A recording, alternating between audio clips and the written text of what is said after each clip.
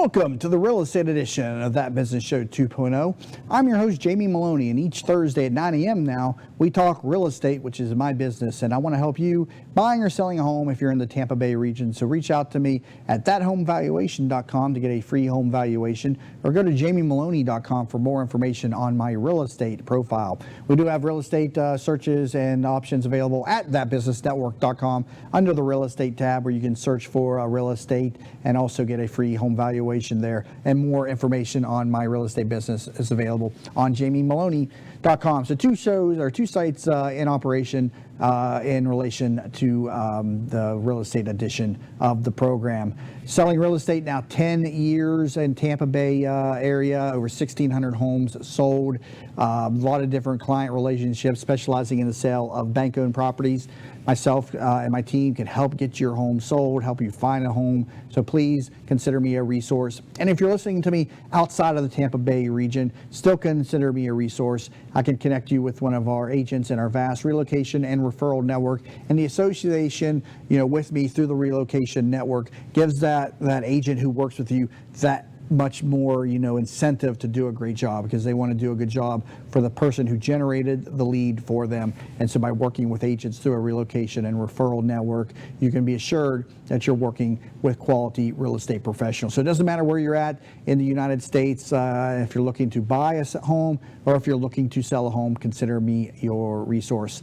Also developing into a more of a commercial real estate space. You'll be hearing more about commercial real estate coming up here in the coming months as my real estate business evolves into a practice around more commercial real estate, less on bank-owned properties, because that's the changing marketplace. We have to be able to evolve with the change in an industry. I myself have been evolving over this last year. It's not been an easy transition compared to what I am used to. Fortunately, I'm still afloat and comfortable, but nonetheless, you've got to make changes, and it's very difficult for an REO broker to make a change to other areas of real estate, just historically and from the people that I know, because REO brokers are introverted individuals. It's a niche area of the business that doesn't require a lot of interaction with people like general real estate practice does. And so the people that excel in foreclosed property sales are those who are very systematic, very tech savvy with their office and their PCs. They know how to delegate well. They know how to systemize very well, because the properties roll in and they follow the same path of inception, pre-marketing, marketing, contract, and post closing closing procedures. And so you can put all that stuff into a routine, and you can essentially hire that out for $10 to $12 an hour, and then collect the commissions while your assistants do a lot of the work. I oversimplify. There's a lot of work that goes into foreclosed properties, a lot of knowledge that you need to be aware of. But regardless, the type of person that excels in foreclosed property sales is not usually the type of person that's excels in general real estate. They usually do well in one and not the other. I myself am not a specialty in the sale of regular real estate. I'm a specialty in the sale of bank-owned property. But my path going forward will be more so in the commercial real estate space, which is more in line with this program too, because I deal with business professionals. I meet a lot of different business professionals, and so I want to be able to help them with the leasing or the listing of a commercial property. I'm more about investment. I'm more about numbers. I'm less about emotion. I'm less about the color of the kitchen cabinets or the carpeting in the bedroom and the chandelier in the dining room. Those are not the types of talks that get me excited. I'm a numbers guy. I'm a non-emotional individual, and that's where I excel. So that's why I do good in foreclosed property sales. That's why I hope to do well in commercial real estate. So if you're in the commercial real estate space and are a past guest on the program, looking to lease a property or list a property, consider me a resource in commercial real estate as well. Can still help people in the residential area if you're in Tampa Bay. Also, we have a team of people that can help you. So if you're looking for somebody to list your residential property, again, I myself can help you, or we can put you up with somebody on our team. So again, jamiemeloni.com, thathomevaluation.com will get you started for that. want to talk today about buying foreclosed properties and what you need to be aware of and what you should be looking for, because I commonly get the question, Jamie, I'm looking to buy a bank-owned property. And I always ask them, why are you looking to buy a bank-owned property? Why just not say I'm looking to buy a property? Why does it need to be a bank-owned property? And so I want to dispel some of the myths associated with buying bank-owned properties. The first reason people are asking me that question is because they think that bank-owned properties are some type of, deal that you can only get through certain channels. And this was popularized through the get-rich-quick videos of the 80s and the 90s on how to invest in real estate and buy properties with no money down, and foreclosures where those, distressed properties on the marketplace that you can get at, way below market value just because, they needed a little bit of work. Today's market is not the case. Foreclosed properties are priced in line with the other properties in their marketplace, discounted some for the cost of the repairs. Sometimes they're playing overpriced depending on the client that is selling the property. But oftentimes you'll go in, you may buy the property at $5 less per square foot on the acquisition price, but you're going to have to put in considerable renovations to the property, which will bring it up to fair market value after you're done, or may even make it cost more. So if you go into the real estate market under the idea that I'm just buying a bank-owned property, you're really not educating yourself. So first step is to not say I want to buy a bank-owned property. You should say I want to buy a property, because you shouldn't limit yourself to just one area of the market. The properties out there are very much, again, priced along the fair market value line.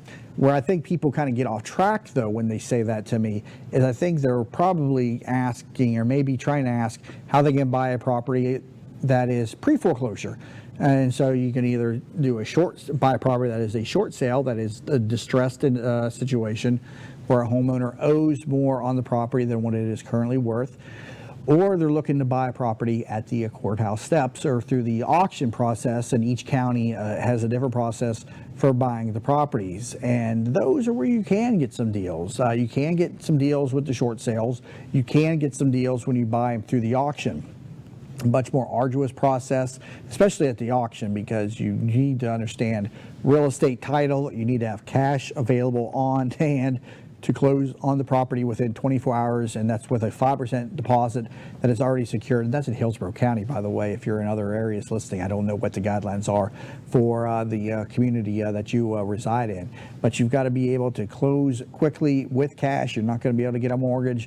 You're getting a property with unclear title, no title insurance. It could have a number of liens against the property. In Florida, foreclosures do not wipe out HOA liens. And so many of the properties that go through to the courthouse steps still come with a lien against them through the HOA.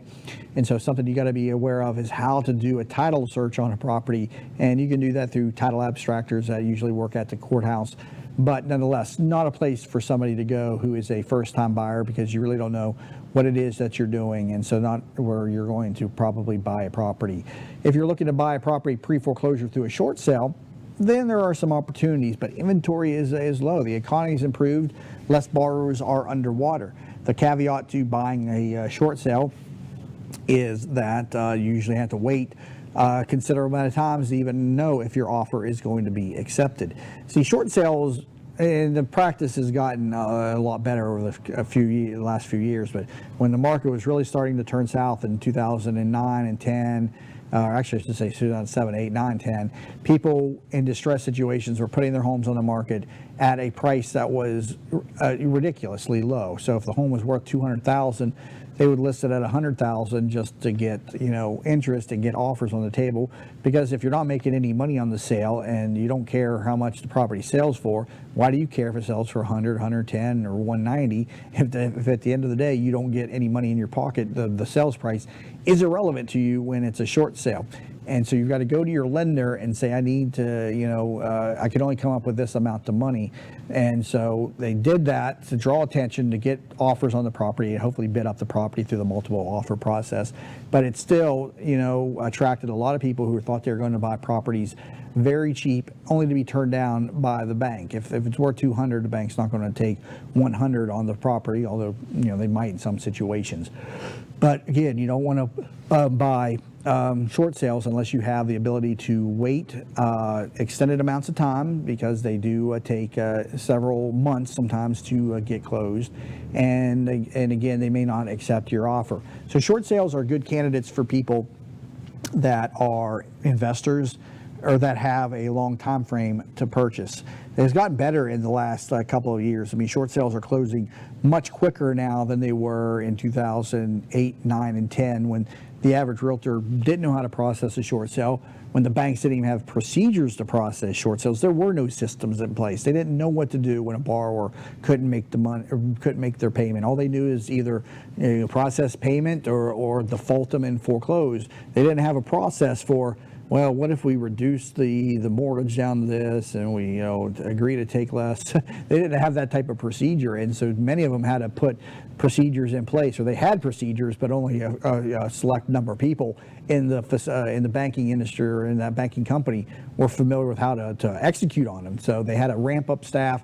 They had to teach all these people how to do all this stuff. A lot of documents got lost, a lot of frustration in the business. I've had closings take 2 to 3 years tied up in contract going through this process. And so it can be a very time-consuming thing to even get those properties closed. But nonetheless, it's not a big part of the market right now in Tampa Bay. And if you've watched, the By the Numbers shows where we analyze what's going on statistically in the marketplace, you'll see that foreclosures and short sales are less than 2 to 3% of the overall market right now. So why would you want to be chasing just short sales and foreclosures if you're looking to buy a property? If you're an investor, it's a totally different discussion. But if you're looking to buy a property, come to a realtor and tell them, I'm looking to buy a property. Don't pigeonhole yourself into saying, I need a bank-owned property or I need a short sale, because that confuses the realtor. Then if you got somebody who's inexperienced, they start to only look for that for you, and they really don't understand that you were just uninformed and not asking the question properly, or you're asking a question and really meaning something else in an area that you're really not meant to be in. So again, when you're looking to buy a property, tell the realtor, I'm looking to buy a property. Unless you're an investor, then you can start talking to them about how to buy short sales, how to buy at the auction, although that's not something realtors usually do, although some do specialize in that. So I got to take a break. Coming back from the break, we'll talk more about what happens when you buy a foreclosed property, what goes into closing on a foreclosed property, and some of the things you should be aware of when you buy these properties. On the real estate edition of That Business Show 2.0 with your host, Jamie Meloni, where business becomes show business. Hi, welcome to Yeager's. We just want to take a minute and show you what we're all about. At Yeager's, our primary business is hardwood flooring, although we are remodelers for kitchen, bath, and general construction. We operate a fleet of shop-at-home vans that have all the flooring type products: hardwood flooring, laminate flooring, tiles, stone, what have you. So we're able to come out first with products in our vehicles and take a look at the setting, how the colors will work, and then to be able to come up with some options and ideas for you. If that's not good enough, we have a large distribution center that we inventory product and have a nice display area.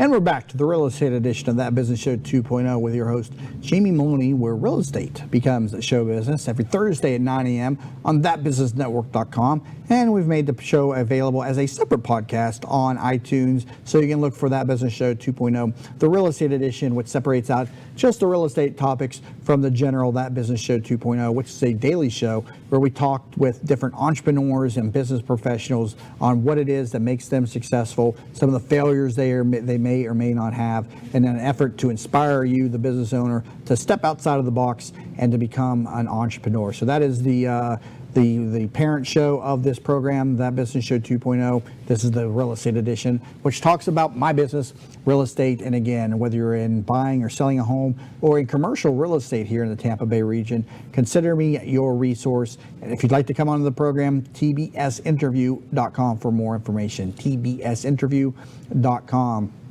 My specialty over the last 10 years, again, the sale of bank-owned property, specifically as a listing agent for banks. And I want to talk now about what goes on when you purchase a bank-owned property.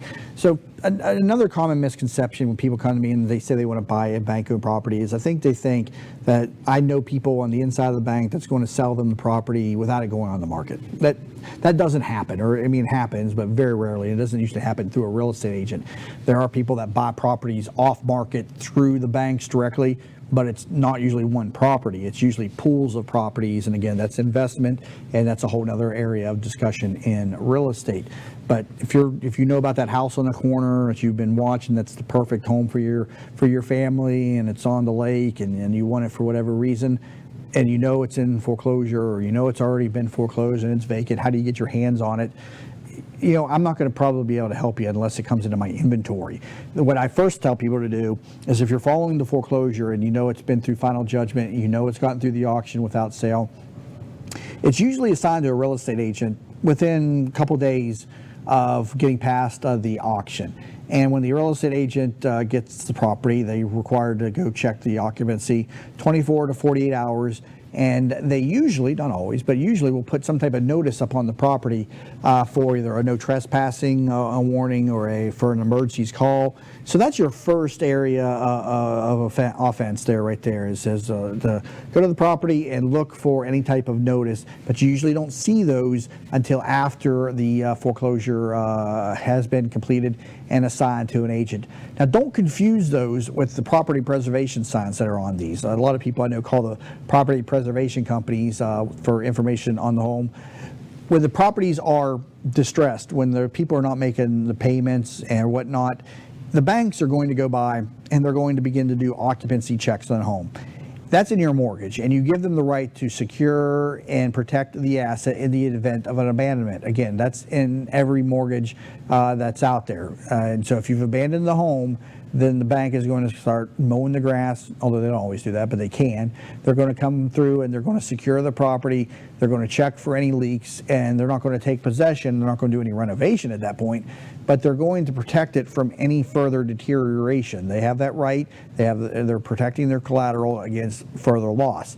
And so there are property preservation companies that do this, and they're the ones mowing the grass.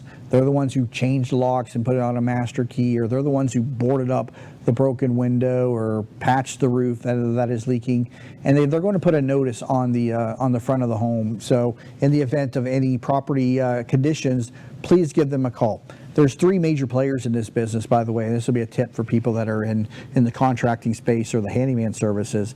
Cyprex, Field Asset Services, and Safeguard. Those three people are the major players in the bank-owned business, field asset, or for the property preservation business. And what I mean by that is the banks hire that central company, and then they are in charge of hiring out the local subcontractors to manage the property. So if you're a local handyman who likes to mow lawns, then you want to contact Cyprex, Field Asset Services, or Safeguard Properties and try to become an approved vendor for them. It's going to require that you have insurance and some type of background and a license, and it is a competitive business. I'm not saying it's easy to get into, but that's where you would start. As a matter of fact, I get that call quite often from contractors.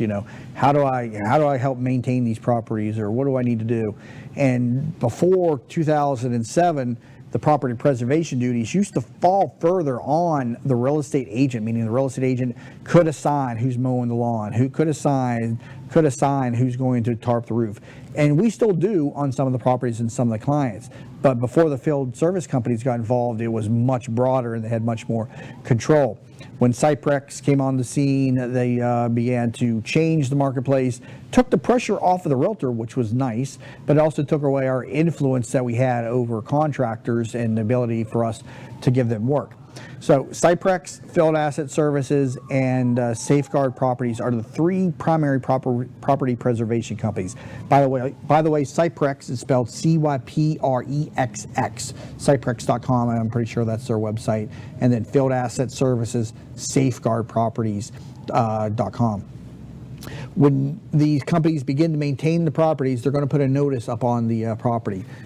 They're not going to know anything about the property. So if you see anything with those three names on it, don't waste your time and call them unless it's because of a property preservation issue. If you're calling them because you want to buy the property, they're going to tell you they don't know anything about it. So you're looking for notices from real estate agents. You'll probably also see some collection notices and some utility turnoff notices. That's all part of the game in the distressed property business. But look for that notice from the real estate agent that the property has been put under their management. And for anything, give them a call. Realtors like that because it's a lead on the property. Realtors are always looking to score both sides of the deal, as we call it. And so if you're unrepresented, you call the real estate agent who's listing the property directly. Now they have the opportunity to make not only the listing commission, but also the selling agent commission. And so they like those types of calls, again, given that you are not represented by another agent. If you are represented by another agent, you can have your agent give them a call, but it's in your best interest to call the listing agent directly to get the property, because as I've talked about on this program a number of times, real estate agents are transaction brokers. There's no duty of loyalty in a transaction unless you are a buyer. Agents can represent you in a single agent capacity, but it's not commonplace. But the bottom line is realtors are just transaction brokers. They're there to get a deal done, to communicate between the two parties, to remain neutral, to not to talk about what a seller may or may not take for a property, what a buyer may or may not pay for a property, and again, to account for all funds, talk about and disclose any materially known defects with the property. But at the end of the day, they're there to affect the transaction and to get the property closed. So dealing with one agent will make it easier on you with a bank-owned property. Plus, the bank-owned listing agent is going to know that client inside and out, and they're going to understand how to effectively position an offer for you that will get accepted. They know how to submit them online. They know what not to do, what contracts to do, and they're also going to know about the offers that are coming in, with the exception of HUD Homes, which has an online bid system that listing agents do not see the property offers on. So again, go to the property, find the notice that may be on the property. If there's not a notice, then call a couple local agents that are known for foreclosed properties and see if it's in their inventory. That's it does happen that you do get the agent that has the property, and it's a very small community too. So oftentimes I can ask their fellow real estate agents if they have that property in the inventory. So if I can help you in Tampa Bay specifically, with a property that is foreclosed and you're trying to look for a contact, consider me a resource. Again, Jamie at TampaBayRadio.com. So again, all properties now are going to hit the multiple listing service after they get it through the auction, and you're going to have to compete with the general public. Different banks have different procedures. We talk a lot on this program about HUD, which is a system where you bid online within certain bid periods at HUDHomestore.com. Listing agents do not see the properties. Homeowners have a 15-day owner-occupant window that investors can bid, with the exception of those who are properties which are not considered FHA insurable. All this stuff I get into a lot more depth. And if you go to thatbusinessnetwork.com under the tab Real Estate, you can see all the past real estate editions of the program, or if you're listening to it as a podcast, That Business Show 2.0, the Real Estate Edition. I go through these in great depth on how to use HUD Home Store. But you need to know who you're competing with or which bank that you're working with, to know who you're competing with, to know about those owner-occupant periods, to know about those investor periods. Are you looking to purchase the property as a primary residence, or are you looking to buy the property as an investment? And if you are buying a property from Fannie Mae or Freddie Mac, then you're going to have I think it's 20 days window of just properties that are available for owner occupants only. And this is if you're buying a property for yourself to live in, like the example I used of the property that's at the end of the road on the lake that you think is perfect for your family.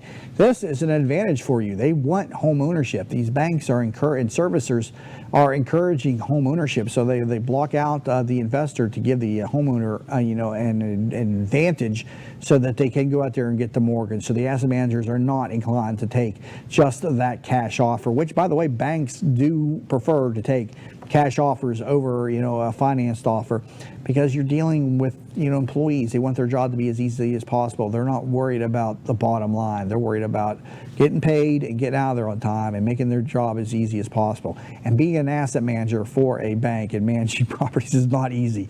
I can't imagine having to work with a network of different real estate agents. It's why I don't become a real estate broker. I don't want to have a bunch of real estate agents. I feel the barriers to entry are too limited. Are too easy, and I think we need a lot more education and training for real estate agents. That's why I feel for asset managers who've got to work with all these different real estate agents out there, and with their habits and techniques and their non-responsiveness or just inability to do basic tasks or follow directions. Don't want to get off onto a tangent too much, but nonetheless, being an asset manager for a bank, they want to be as easy as possible, and they prefer cash over financing. So I take a break here. We're going to get into how to buy a bank-owned property and what you need to know about buying a bank-owned property a lot more in depth here in this next segment on the real estate edition of That Business Show 2.0. I'm Jamie Meloni, where business becomes show business. Hi, welcome to Yeagers. We just want to take a minute and show you what we're all about. At Yeagers, our primary business is hardwood flooring, although we are remodelers for kitchen, bath, and general construction. We operate a fleet of shop-at-home vans that have all the flooring type products: hardwood flooring, laminate flooring, tiles, stone, what have you. So we're able to come out first with products in our vehicles and take a look at the setting, how the colors will work, and then to be able to come up with some options and ideas for you. If that's not good enough, we have a large distribution center that we inventory product and have a nice display area.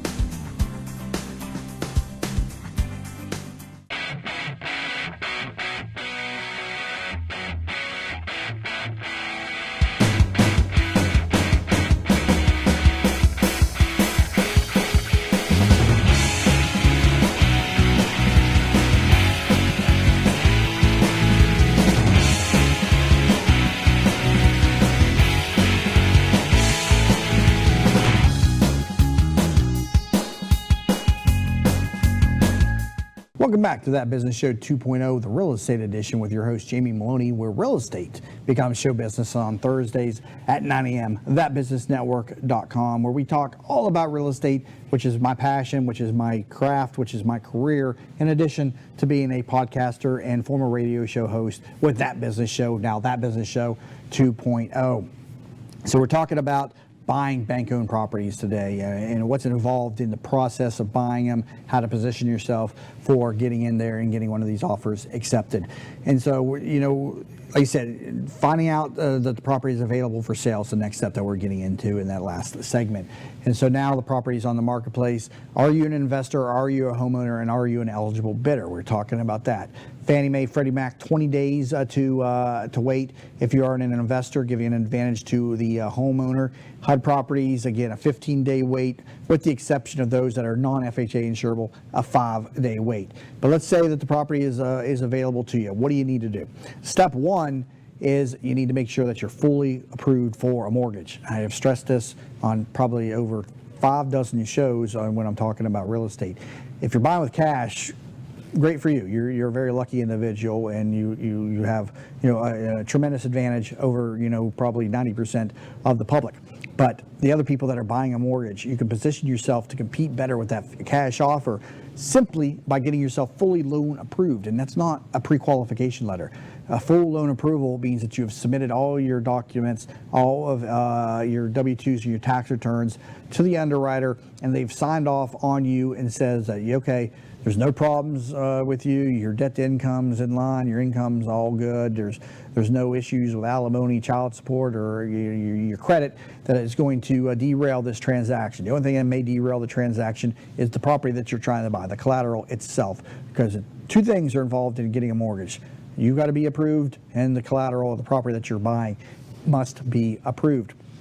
So take the time ahead of time to talk to a loan officer before you talk to a real estate agent. One of the biggest missteps in real estate is the buyer who calls the real estate agent before they call the loan officer. You can call the real estate agent first and then get for a recommendation for a loan officer, but don't call the real estate agent first and want them to show you properties, get one under contract, and then go back to the real estate loan officer and then try to get a loan at that point. You're really putting yourself in a disadvantage. And the best real estate agents won't work with you unless you have, at the minimum, a pre-qualification letter. In our market, most realtors, if you got a pre-qualification letter, but the best ones will want that full loan approval because they don't want to waste any of their time. And I've talked about on this program so much about how much of real estate agents' time is wasted because of poor practices in this business that real estate agents have allowed to occur. This practices in other areas or other industries is nowhere near to the level of poorness that it is in real estate. But I've talked about that on the program a few times. Get fully loan approved. Go to your loan officer first, and then go to your real estate agent. Or go to your real estate agent first and let them refer you to a loan officer, and do not be upset or offended when they say they're not going to show any properties to you until that you have that loan approval. Also, they are doing you a favor because they don't want you to be disheartened when you get beat out by the other offers because you were poorly prepared, or that you don't even qualify for a loan period, and you go and then you submit an offer on a property only to find out that you don't even qualify. So that's step one. Get yourself, fully approved for a mortgage. And then the next step is knowing how to make effective offers. I've done whole shows on how to make an effective offer. Step one is having a good real estate agent that knows what they're doing, because you as a buyer should not be an expert on the contract. You only need to understand which terms are most important inside the contract and what you should be most concerned with. And so let's go through those briefly.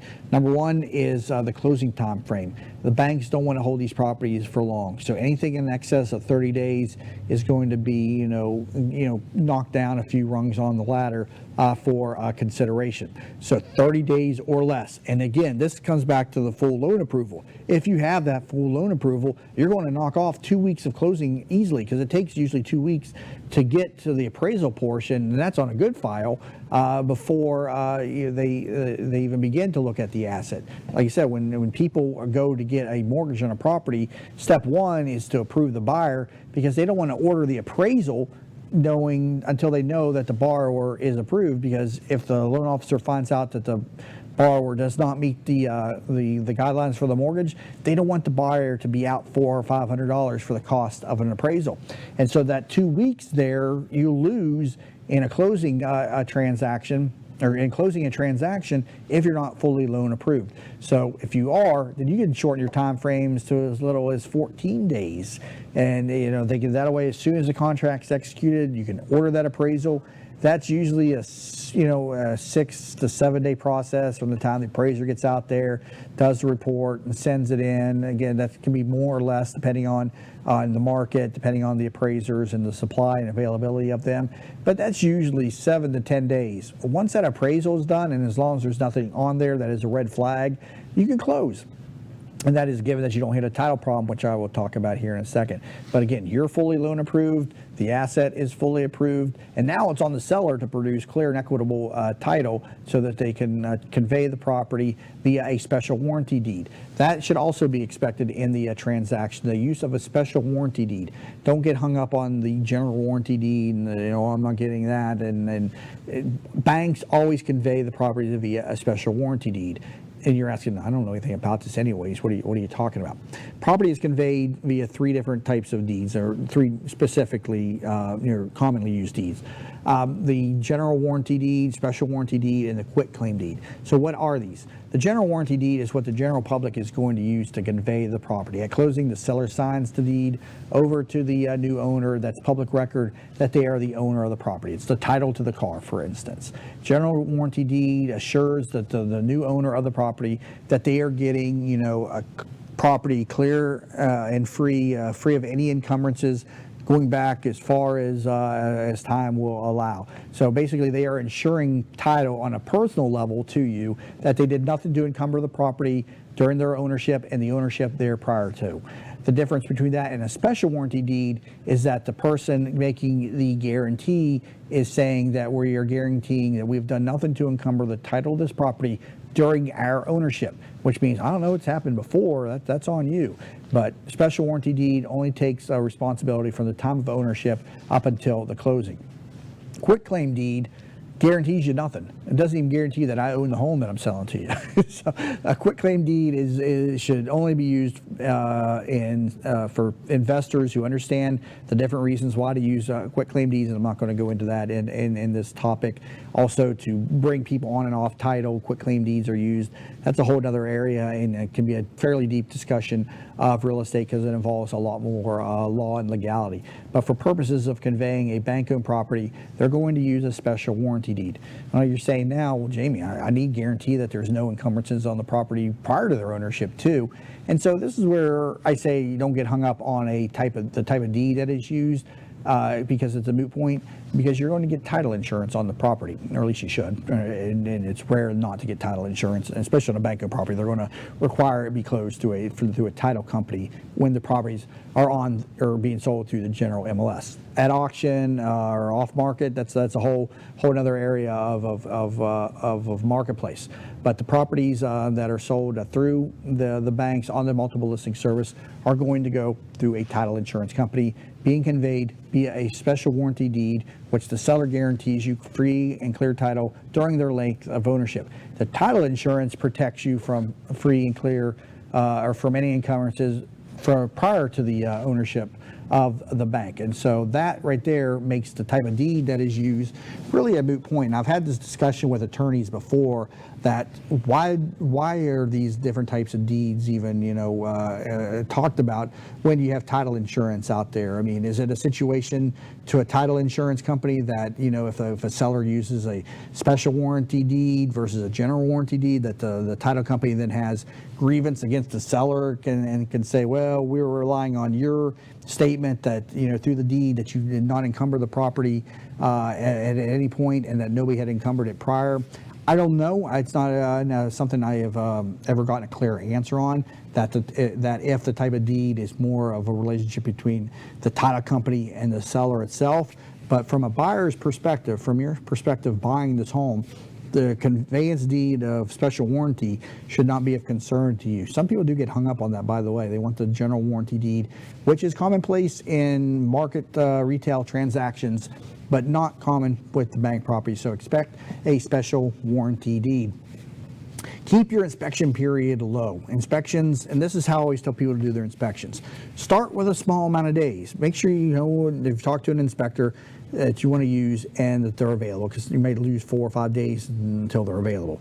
So stay with 5 to 7 days, get that general inspection done, and then if you don't like it, then you can ask for additional inspection time. So do the short inspection period. If you see something you don't like, then you can ask for additional time. Don't assume there's going to be something in there that you don't like and that you're going to need additional time to get the plumber and the roofer and the AC specialist all over there. Start with that short inspection time. The general home inspector, who's going to have just a broad-based knowledge on everything, is going to come in there, do the inspection, and may see something and recommend that you go get this person involved or that level of a specialist involved. Do the inspection and then request additional time. A lot of people come to market or come to contract with, you know, a 30-day inspection period, 20 days. The state contract itself defaults to 15 days, which makes banks cringe. 5 to 7 days is acceptable and is warranted on a bank-owned property, but there may be problems with the property, at which point you could then request additional time of inspection. So again, keep those inspection periods short. When I come back from the break, we're going to talk about some other areas that you need to be aware of in buying a bank-owned property, what to be looking out for. We're going to talk a little about the deposit, which is the measure of the sincerity or the effectiveness of the offer. I'll talk about that when we come back from the break. So again, if I can help you in any way buying or selling real estate, specializing in the sale of bank-owned properties, but through our vast relocation and referral network, I can help you with residential buying or home selling, and also commercial real estate, whether you're leasing or needing to sell a commercial piece of property. ThatHomeValuation.com for residential real estate. JamieMeloni.com will get you in touch with me as well. And again, new episodes each Thursday, 9 a.m., ThatBusinessNetwork.com. You're listening to the Real Estate Edition of That Business Show 2.0 with your host, Jamie Meloni, where business becomes show business. Hi, welcome to Yeagers. We just want to take a minute and show you what we're all about. At Yeagers, our primary business is hardwood flooring, although we are remodelers for kitchen, bath, and general construction. We operate a fleet of shop-at-home vans that have all the flooring type products: hardwood flooring, laminate flooring, tiles, stone, what have you. So we're able to come out first with products in our vehicles and take a look at the setting, how the colors will work, and then to be able to come up with some options and ideas for you.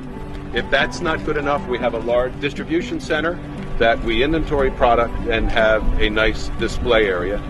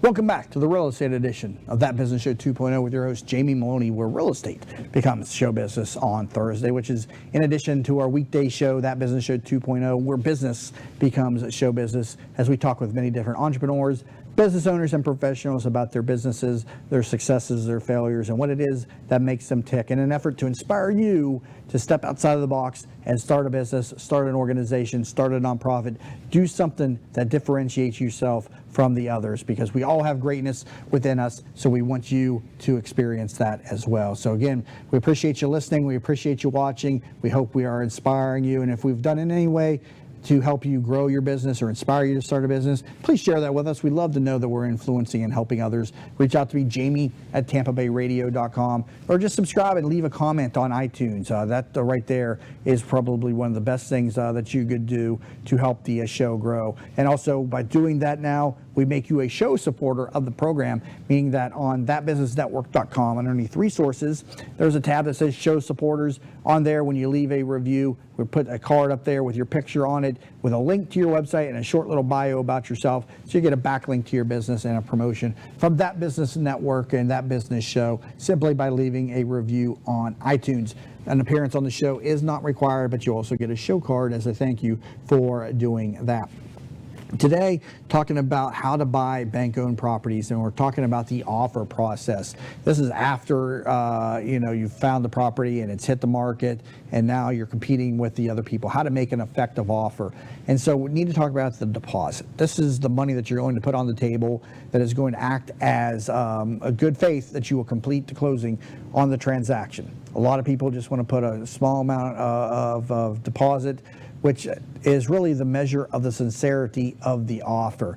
And so by just putting a $1,000 deposit on a property that is priced at $300,000 doesn't show me a lot of sincerity. It shows me a lot of fear.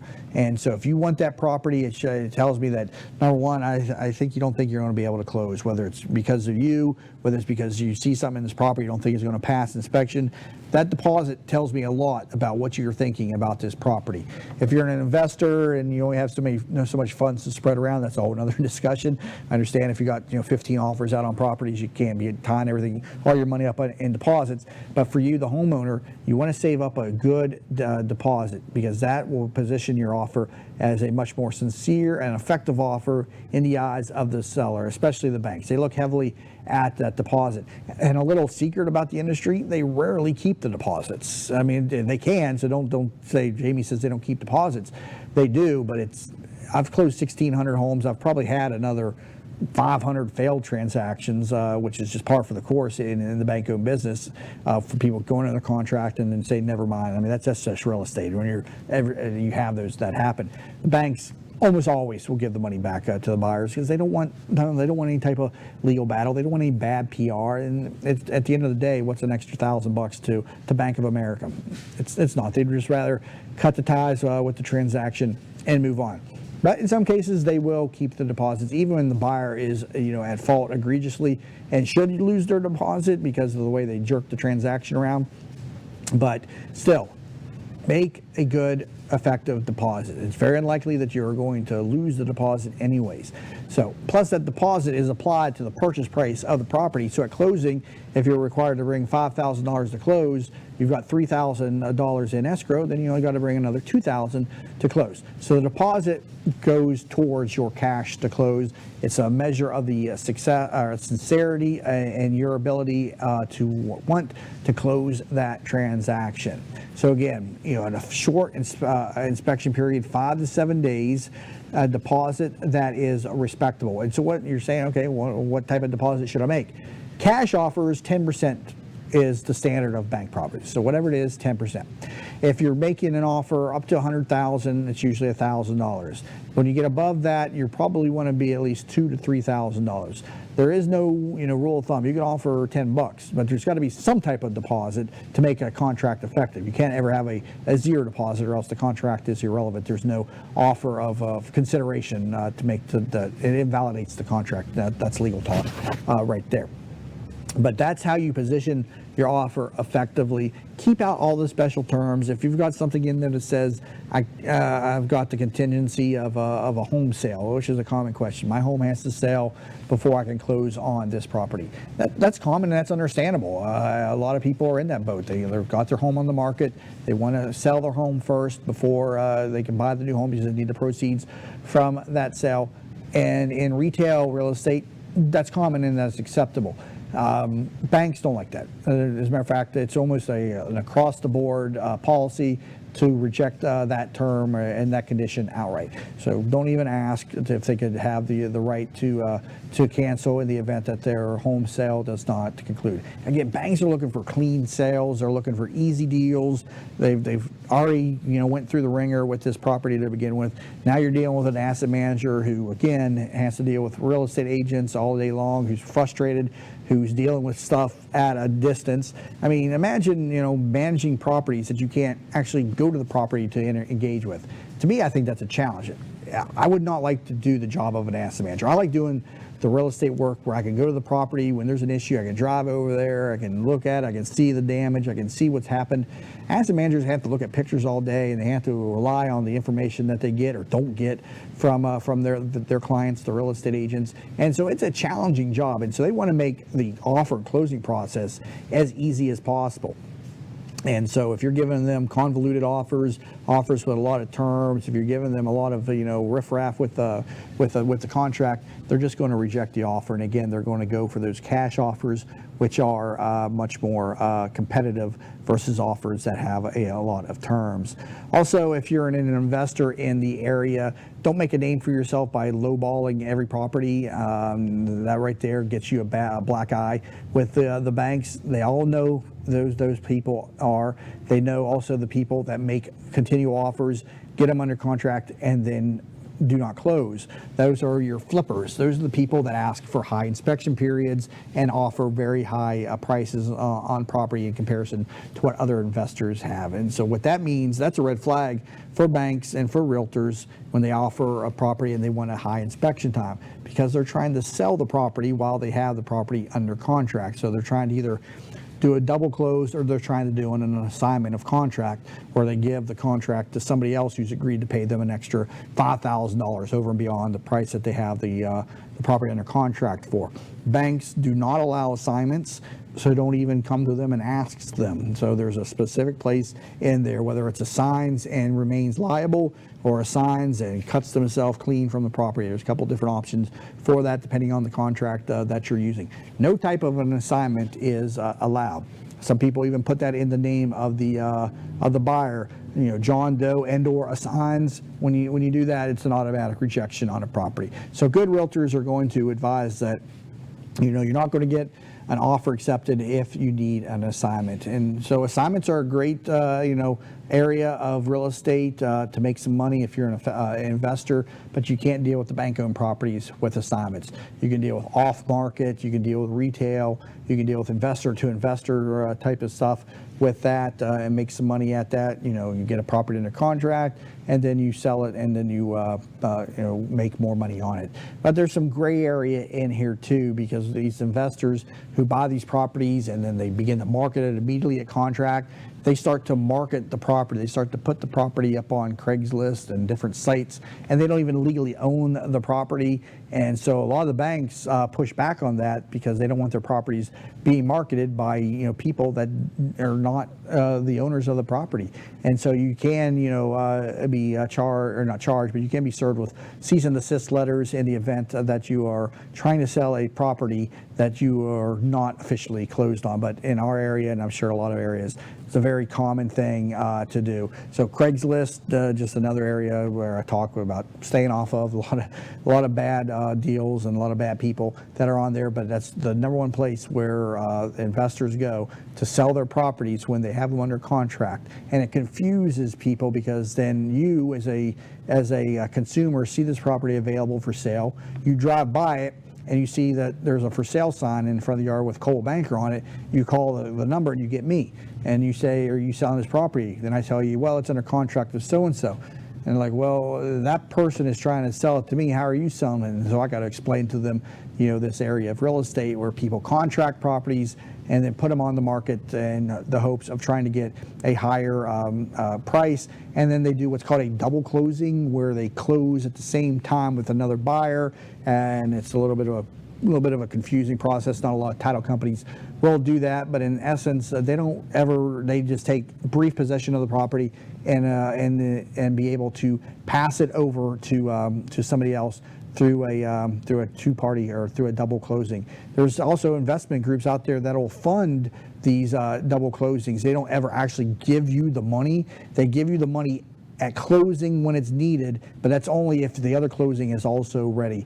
And so they'll serve realtors with, or they'll give realtors these what look like pre-approval letters, which are not actual funding letters. They're not hard money lenders. They are transaction-based funding approvals, which means in the double closing situation, when you have a third party that's ready to buy the property after you, we'll fund your transaction, given that we get funded back immediately through the closing of the transaction.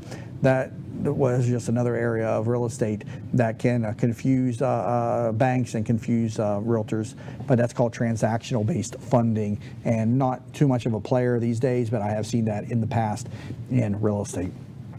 So I got to wrap up the program, the Real Estate Edition, each Thursdays at 9 a.m. ThatBusinessNetwork.com. I myself specializing in the sale of bank-owned properties and also now going into commercial real estate. So you're going to be seeing more and more about commercial real estate on this program. So if I can help you in any way with commercial space, whether it's leasing or listing, please consider me your resource. Please help support the program by supporting me and help me be able to get this message and these messages out to the community, because I am a big believer in giving back and a big believer in education. So please tune into the program each Thursday at 9 a.m. and to the general That Business Show program each weekday morning at 9 a.m. So again, you've been listening to the Real Estate Edition of That Business Show 2.0 with your host, Jamie Meloni, where real estate becomes show business.